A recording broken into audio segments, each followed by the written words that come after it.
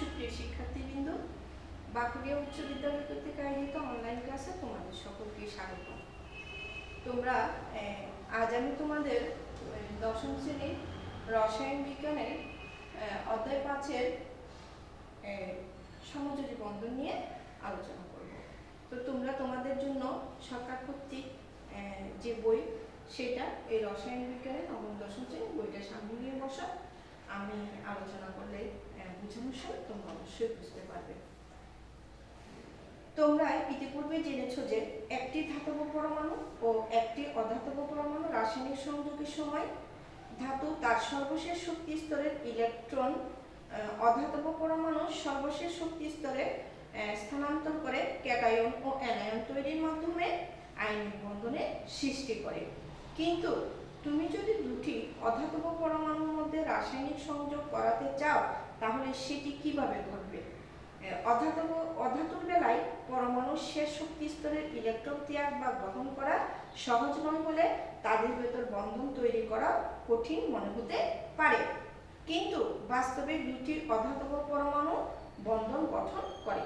যেমন দুটি ক্লোরিন পরমাণুকে যখন কাছাকাছি রাখা হয় তখন তাদের মধ্যে এক ধরনের রাসায়নিক বন্ধন গঠিত হয়ে ক্লোরিন অণুতে পরিণত হয়। প্রশ্ন হলো, কিভাবে দুইটি অধাতব ক্লোরিন পরমাণু একে অপরের সাথে বন্ধন তৈরি করে? এদের তো সর্বশেষ শক্তি স্তরে 7টি করে ইলেকট্রন আছে। যেমন ক্লোরিনের ইলেকট্রন বিন্যাস হলো 1s2 2s2 2p6 3s2 3p5। ক্লোরিনের সর্বশেষ শক্তি স্তরে 7টি ইলেকট্রন থাকায় ক্লোরিন পরমাণু সর্বশেষ শক্তি স্তরের ইলেকট্রন প্রদান করতে চাইবে না, বরং গ্রহণের প্রবণতা দেখাবে। কিন্তু দাতা পরমাণু না থাকায় গ্রহণ প্রক্রিয়াও ঘটবে না। তাই দুইটি ক্লোরিন পরমাণু কাছাকাছি এলে প্রত্যেকটি পরমাণুর সর্বশেষ শক্তি স্তর থেকে একটি করে ইলেকট্রন এসে জোড়বন্ধ হয় এবং ওই ইলেকট্রন জোড় উভয় পরমাণু নিউক্লিয়াসের মাঝামাঝি অবস্থান করে। একে ইলেকট্রনের ভাগাভাগি বা ইলেকট্রন শেয়ারিং বলে। এর ফলে উভয় পরমাণু তাদের সর্বশেষ শক্তি স্তরে 8টি করে ইলেকট্রন লাভ করে, অর্থাৎ নিষ্ক্রিয় গ্যাসে ইলেকট্রন বিন্যাস লাভ করে। ফলস্বরূপ দুটি ক্লোরিন পরমাণুর নিউক্লিয়াসগুলো একে অপরের কাছ থেকে দূরে সরে যেতে পারে না, অর্থাৎ এরা এক ধরনের বন্ধনে আবদ্ধ হয়। এই ধরনের বন্ধনকে সমযোজী বন্ধন বলে। অর্থাৎ দুইটি অধাতব পরমাণুর রাসায়নিক সংযোগের সময় অধাতব পরমাণুদ্বয় তাদের সর্বশেষ শক্তি স্তরের এক বা একাধিক একটি ইলেকট্রনকে সরবরাহ করে এক জোড়া ইলেকট্রন তৈরি করে। এরপর এই এক জোড়া ইলেকট্রন উভয় পরমাণু শেয়ারের মাধ্যমে যে বন্ধন গঠিত হয় তাকে সমযোজী বন্ধন বলে। যে যৌগের সমযোজী বন্ধন থাকে তাকে সমযোজী যৌগ বলে। প্রতিটি সমযোজী বন্ধনে দুইটি ইলেকট্রন অংশগ্রহণ করে। সমযোজী বন্ধনকে একটি ডট রেখার মাধ্যমে প্রকাশ করা হয় এবং ইলেকট্রন সমূহকে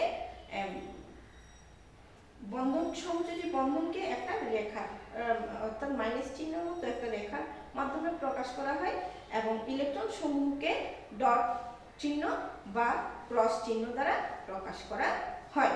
ক্লোরিন অণুতে দুইটি ক্লোরিন পরমাণু বিদ্যমান। ক্লোরিন অণুর সংকেত হলো Cl2। অনেক অধাতু অণু আকারে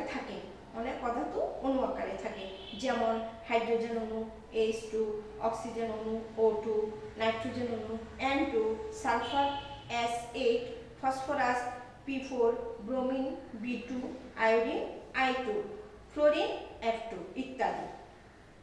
হাইড্রোজেন অণুতে সমযোজী বন্ধন। দেখো হাইড্রোজেন অণুতে সমযোজী বন্ধন কিভাবে হচ্ছে। হাইড্রোজেন পরমাণুর ইলেকট্রন বিন্যাস হলো 1s1। দুইটি হাইড্রোজেন পরমাণু যখন কাছাকাছি আসে তখন উভয় পরমাণু একটি করে ইলেকট্রন শেয়ার করে নিষ্ক্রিয় গ্যাসের মতো ইলেকট্রন বিন্যাস অর্জন করে, অর্থাৎ সর্বশেষ শক্তি স্তরে দুইটি ইলেকট্রন গঠন করে। এর ফলে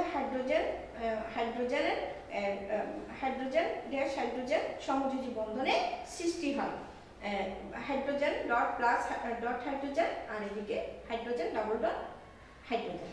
হ্যাঁ, এভাবে সমযোজী বন্ধনের সৃষ্টি হয়। অর্থাৎ এই একটা হাইড্রোজেন পরমাণু, এই একটি হাইড্রোজেন পরমাণু, এই দুইটি হাইড্রোজেন পরমাণুর সাথে মিলে হাইড্রোজেন অণু গঠন করে। অর্থাৎ কিভাবে করে একটু দেখায়। এই হাইড্রোজেন পরমাণু এই হাইড্রোজেন পরমাণুর সাথে মিশে এই হাইড্রোজেন অণু গঠন করে। হাইড্রোজেন অণু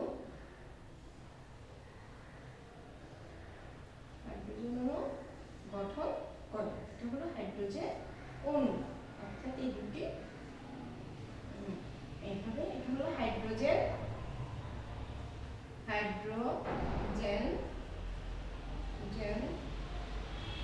অণু। হাইড্রোজেন অণু এটা গঠন করে।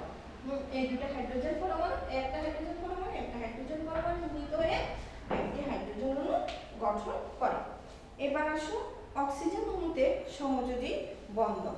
অক্সিজেন পরমাণুর ইলেকট্রন বিন্যাস হলো 1s2 2s2 2p4। অক্সিজেন পরমাণুর সর্বশেষ শক্তি স্তরে নিষ্ক্রিয় গ্যাসের ইলেকট্রন বিন্যাস অপেক্ষা দুইটি ইলেকট্রন কম আছে। এরূপ দুইটি অক্সিজেন পরমাণু কাছাকাছি এলে তাদের উভয় পরমাণু নিষ্ক্রিয় গ্যাসের মতো ইলেকট্রন বিন্যাস অর্জন করে। অর্থাৎ সর্বশেষ শক্তি স্তরে 4টি ইলেকট্রন গঠন করে। ফলে তাদের মধ্যে সমযোজী বন্ধন অক্সিজেন দ্বিবন্ধন অক্সিজেন সমযোজী বন্ধন গঠিত হয়। এক্ষেত্রে উভয় পরমাণু দুইটি করে মোট 4টি ইলেকট্রন শেয়ার করায় সমযোজী বন্ধনের সংখ্যা হয় 2। যেমন সাধারণভাবে অক্সিজেন পরমাণু একটা প্লাস অক্সিজেন পরমাণু, ওইদিকে দ্বিবন্ধন অর্থাৎ দুইটা অক্সিজেন ও O2 হলো। এতক্ষণ আমরা একই অধাতব পরমাণু দ্বারা গঠিত অণু তথা মৌলিক অণুসমূহের মধ্যে সমযোজী বন্ধন দেখলাম। মৌলিক অণু ছাড়াও একাধিক ভিন্ন অধাতব পরমাণু দ্বারা গঠিত যৌগিক অণুতেও সমযোজী বন্ধন দেখতে পাওয়া যায়। যেমন পানির অণুতে অক্সিজেন পরমাণু তার সর্বশেষ শক্তি স্তরের একটি করে ইলেকট্রন প্রত্যেক হাইড্রোজেন পরমাণুর একটি করে ইলেকট্রনের সাথে শেয়ার করে। এভাবে দুইটি সমযোজী বন্ধন গঠনের মাধ্যমে পানির অণু গঠিত হয়। অক্সিজেন অণুতে পানির অণুতে অক্সিজেন পরমাণুর 2 জোড়া ইলেকট্রন অর্থাৎ 4টি ইলেকট্রন এখানে কোনো বন্ধন গঠন করেনি, কিন্তু প্রয়োজন হলে এই 4টি ইলেকট্রন বন্ধন গঠন করতে পারে। এই বিষয়গুলি তোমরা অবশ্যই উচ্চতর শ্রেণীতে জানতে পারবে। যেমন দেখো এখানে এই দুটি অক্সিজেন হাইড্রোজেন পরমাণু এই অক্সিজেন পরমাণুর সাথে বিক্রিয়া করে এখানে দুইটা এইদিকে অক্সিজেনের একটা হাইড্রোজেনের একটা অক্সিজেনের একটা মিলিত হয়ে এখানে এই সমযোজী বন্ধন গঠন হচ্ছে। এখানে গঠন হচ্ছে দুইটা। অর্থাৎ আর দেখা যাচ্ছে এখানে এভাবে দুইটি সমযোজী বন্ধন গঠন করেছে। চিত্রে তোমরা দেখতে পাচ্ছ এখানে এই দুইটা হাইড্রোজেন এখানে অক্সিজেনের এই দুটি পরমাণুর সাথে এখানে এই হাইড্রোজেনের একটা অক্সিজেনের একটা এখানে দুইটা সমযোজী বন্ধন গঠন করেছে। অক্সিজেন পরমাণু সমযোজী এবং আয়নিক উভয় প্রকার যৌগ গঠন করলেও সোডিয়াম পরমাণু কখনোই সমযোজী যৌগ গঠন করে না। সোডিয়াম পরমাণু সবসময় আয়নিক যৌগ গঠন করে। কারণ হিসেবে বলা যায় অক্সিজেন পরমাণু কোনো মৌল থেকে 2টি ইলেকট্রন গ্রহণ করেও ওই মৌলের সাথে আয়নিক বন্ধন তৈরি করে। আবার কোনো মৌলের সাথে 2টি ইলেকট্রন শেয়ার করেও ওই মৌলের সাথে সমযোজী বন্ধন তৈরি করতে পারে। সোডিয়াম পরমাণু সবসময় ইলেকট্রন ত্যাগ করে কোনো মৌলের সাথে আয়নিক বন্ধন তৈরি করে, কিন্তু সোডিয়াম পরমাণু কোনো মৌলের সাথে ইলেকট্রন শেয়ার করে সমযোজী বন্ধন তৈরি করে না। সমযোজী বন্ধন বিশিষ্ট মৌলিক পদার্থের অণুগুলোকে অর্থাৎ nitrogen, oxygen, chlorine, bromine, iodine এগুলোকে সমযোজী অণু এবং সমযোজী বন্ধন বিশিষ্ট যৌগকে সমযোজী যৌগ অণু বলা হয়।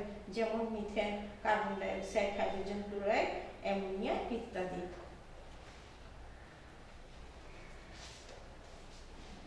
অনেক সমযোজী অণু স্বাভাবিক তাপমাত্রা ও চাপে গ্যাসীয় অবস্থায় থাকে, যেমন carbon dioxide, ammonia, oxygen, nitrogen, chlorine ইত্যাদি। আবার কিছু সমযোজী অণু স্বাভাবিক তাপমাত্রা ও চাপের তরল অবস্থায় বিরাজ করে, যেমন পানি, পানি, ইথানল ইত্যাদি। এবং কিছু কঠিন অবস্থায় থাকে, যেমন ন্যাপথলিন, সালফার, আয়োডিন ইত্যাদি। দুইটি সমযোজী অণু যখন খুবই নিকটবর্তী হয় তখন তাদের মধ্যে এক ধরনের দুর্বল আকর্ষণ বল কাজ করে। এই আকর্ষণ বলকে ভ্যান ডার ওয়ালস আকর্ষণ বল বলে। সমযোজী অণুগুলো পরস্পরের সাথে এই দুর্বল ভ্যান ডার ওয়ালস আকর্ষণের মাধ্যমে যুক্ত থাকে। তাই এদেরকে বিচ্ছিন্ন করতে সামান্য শক্তির প্রয়োজন হয়, ফলে এদের গলনাঙ্ক ও স্ফুটনাঙ্ক অনেক কম হয়। আবার গ্যাসীয় সমযোজী অণু, যেমন carbon dioxide, ammonia, oxygen ইত্যাদি, ভ্যান ডার ওয়ালস আকর্ষণ বল নেই বললেই চলে, যার কারণে এরা একক অণু হিসেবে গ্যাসীয় অবস্থায় থাকে। তো আশা করি যতটুকু তোমাদের সাথে আলোচনা করেছি তোমরা বুঝতে পেরেছ। তোমরা ভালো করে তোমাদের জন্য যে নির্ধারিত বইটা আছে, হয়তো আমরা ক্লাস নেওয়ার সময় পুরাটা আমরা আলোচনা করতে পারি না, অনেক আমাদের সময়ের সীমাবদ্ধতা আছে। তো তোমরা সব সময় যে কোনো বিষয়েরই তোমাদের জন্য যে পাঠ্য বইটা তোমাদের জন্য নির্ধারণ করা আছে, সেই পাঠ্য বইয়ের প্রত্যেকটা বিষয়, প্রত্যেকটা লাইন তোমরা ভালো করে পড়বে, তাহলে বুঝতে পারবে। শুধু আমরা যেটুকু বুঝিয়ে দিলাম, যেটুকু পড়লে এইটুকুতেই তোমরা তোমাদের একটা ভালো ফলাফল তোমরা কখনোই অর্জন করতে পারবে না। কিন্তু যদি আমরা আমাদের পড়ানোর সাথে সাথে তোমরা ওগুলো ভালো করে বাসায় আবার পড়ো, বারবার পড়ো এবং অনুশীলন করো, তখন তোমরা তোমাদের কাঙ্ক্ষিত ফলাফল অর্জন করতে পারবে। তো তোমাদের সবাইকে ধন্যবাদ জানিয়ে আজকের ক্লাস আমি এখানে শেষ করছি।